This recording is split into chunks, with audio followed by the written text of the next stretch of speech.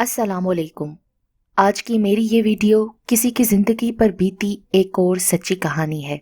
Video शुरू होने से पहले मेरे चैनल उर्दू सेंटर को सब्सक्राइब करके बेल नोटिफिकेशन को ऑन कर दें ताकि आप मेरी तमाम वीडियो अपडेट से आगाह रहें। आप मेरी वीडियोस को ज़्यादा से ज़्यादा शेयर करके कार खैर में शामिल हो सकते हैं।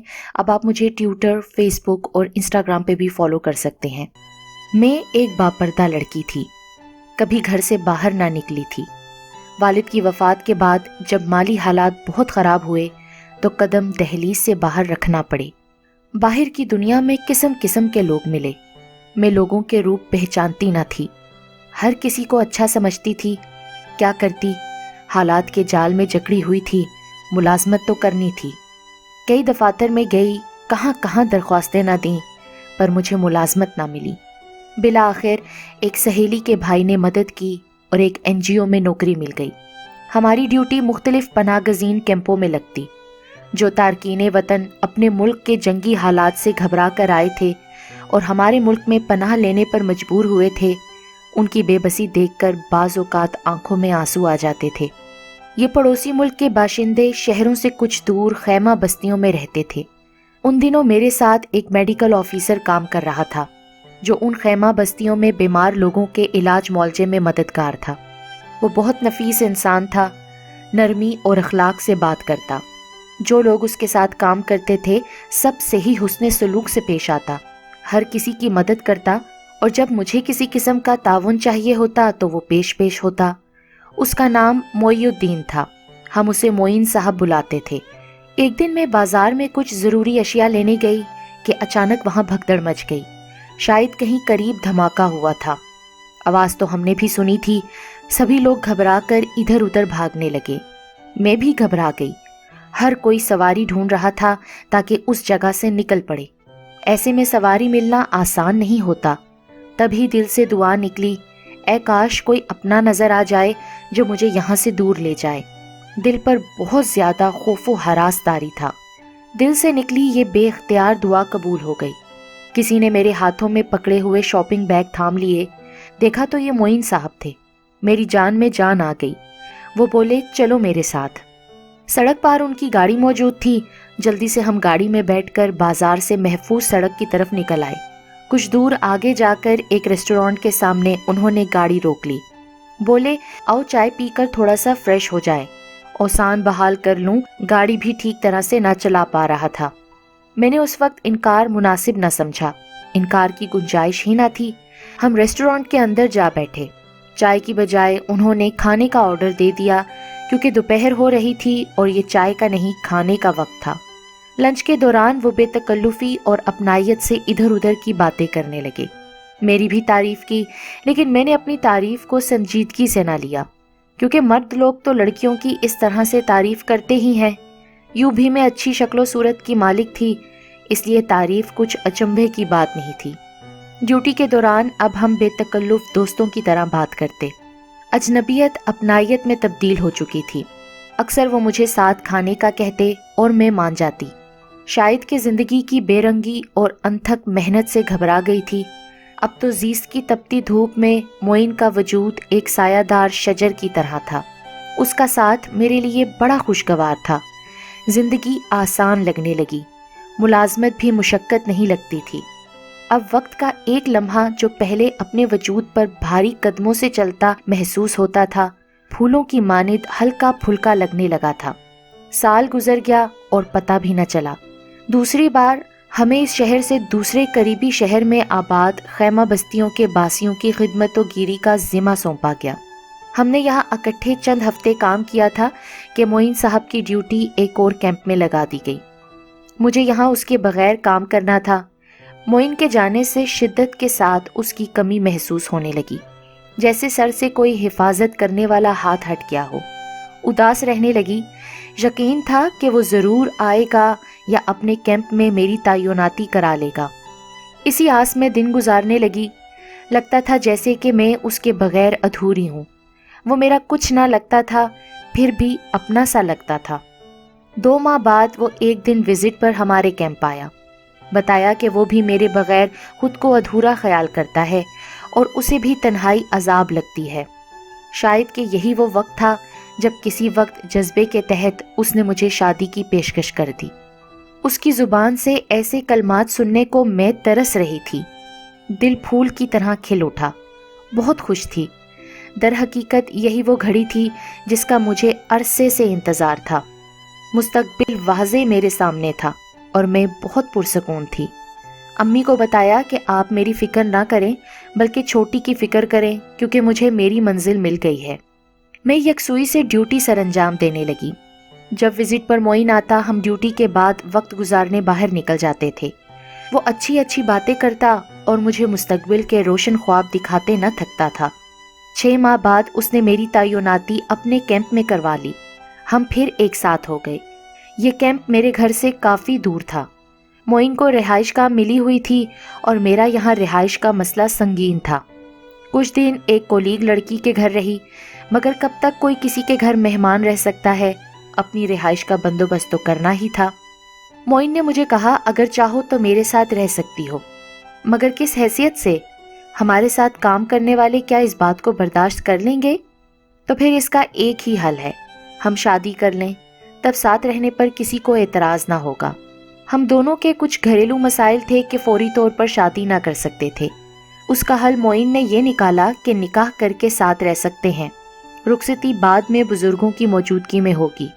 میں نے مان لیا کیونکہ مجھے معین پر پورا بھروسہ تھا۔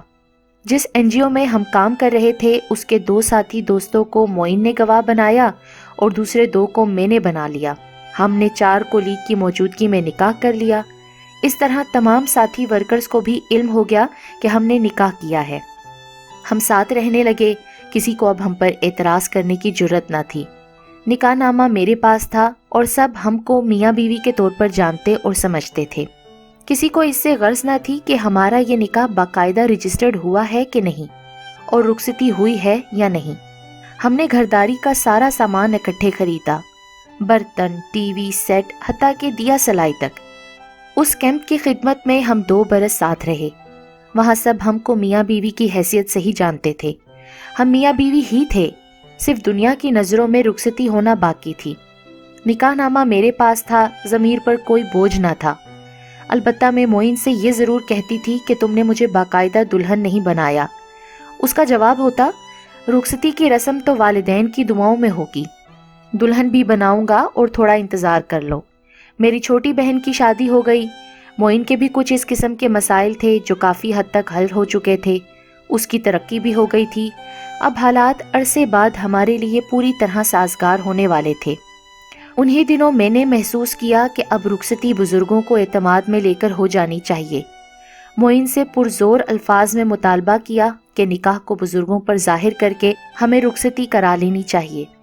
تھوڑے دن اور صبر کرو، ابھی یہ ذمہ داری قبل از وقت ہے، میرے لیے کچھ اور ذمہ داریوں سے عہدہ برا ہونا لازمی ہے۔ معین نے مجھے جواب دیا۔ وہ کسی طور میرا مطالبہ ماننے کو تیار نہ تھا۔ تب میں نے زج میں آ کر کہہ دیا کہ جو نکاح نامہ میرے پاس ہے اسے میں خود جا کر اس کے اور اپنے گھر والوں کو دکھا دوں گی، اس کو زحمت کرنے کی ضرورت نہیں ہے۔ وہ بولا ایسا کرو گی تو خود مشکل میں پڑ جاؤ گی، میں اس کے بعد کسی معاملے کا پھر ذمہ دار نہ رہوں گا، لہٰذا میرا کہا مان لو اور اس امر سے باز رہو۔ میں تم سے باقاعدہ شادی کا اعلان بہت جلد اور ضرور کروں گا، لیکن میرے حالات فی الحال ایسے ہیں کہ میں مجبور ہوں۔ اس کے منہ سے ایسی باتیں سن کر میں تو سکتے میں رہ گئی، سوچ بھی نہ سکتی تھی کہ وہ اس قدر پہلو تہی سے کام لے سکتا ہے۔ میں نے صاف کہہ دیا کہ تمہارے خلاف نکاح نامہ لے کر کورٹ چلی جاؤں گی، لیکن اس جان کا خون نہ کروں گی جو اب میری ذات کا حصہ بن چکی ہے اور میرے وجود میں زندگی کی ضمانت ہے۔ میری ہٹ دھرمی پر وہ پریشان ہو گیا، سوچ بھی نہ سکتا تھا کہ اس معاملے پر میں اتنی جذباتی ہو جاؤں گی، لیکن میں اس کی کسی مجبوری پر ہتھیار ڈالنے پر راضی نہ تھی۔ دن رات منت سماجت کرتا تھا، میرے پاؤں پکڑ کر التجا کرتا۔ بالآخر اس نے مجھے اتنا مجبور کیا کہ وقت سے قبل ماں بننے کی مسرت کا گلا گھونٹنا پڑا، کیونکہ میں اس موڑ پر آ چکی تھی کہ اب واپس بھی نہ لوٹ سکتی تھی۔ کیا بتاؤں کس دل سے میں نے اس کا کہا مانا اور میں نے اپنا بچہ ضائع کروا دیا۔ بیان نہیں کر سکتی کہ مجھے اس وقت کتنے ذہنی کرب اور اذیت سے گزرنا پڑا۔ उस सानहे पर कई दिनों तक मैं रोती रही। खुद से और मोइन से नफरत महसूस होती थी। कई दिन तक ड्यूटी पर ना गई, लेकिन फिर खुद को समझाना पड़ा। ड्यूटी पर ना जाती तो मुलाजमत से ही हाथ धोने पड़ जाते।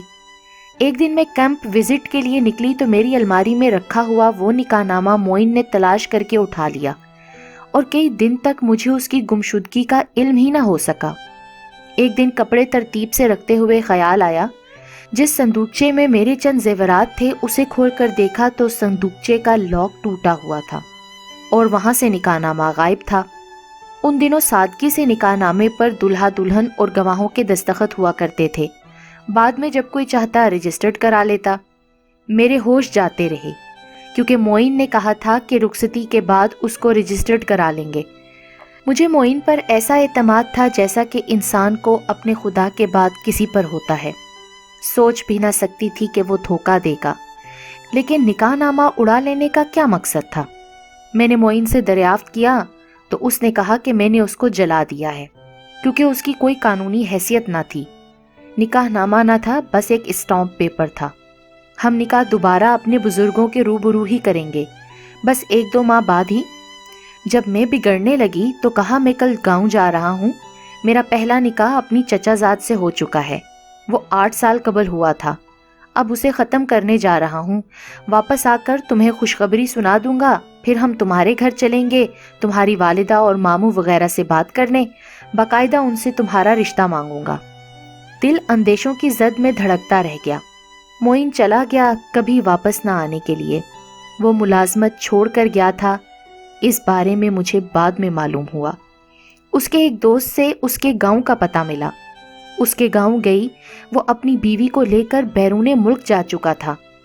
अपने कानों पर यकीन ना आता था। मेरे पास तो वाहिद सबूत वही निकाहनामा था जिसको उसने जला दिया था, और वो लोग थे जिनको शर्म के मारे मोइन का कारनामा बताने से घबरा रही थी। क्या सबूत था मेरे पास? जिल्लत और रुसवाई से बचने की खातिर मैंने उस नौकरी को खैराबाद कह दिया और अपने शहर लौट कर आ गई। घर वालों को कुछ ना बता सकी। काफ़ी दिनों तक मैं गमजदा रही।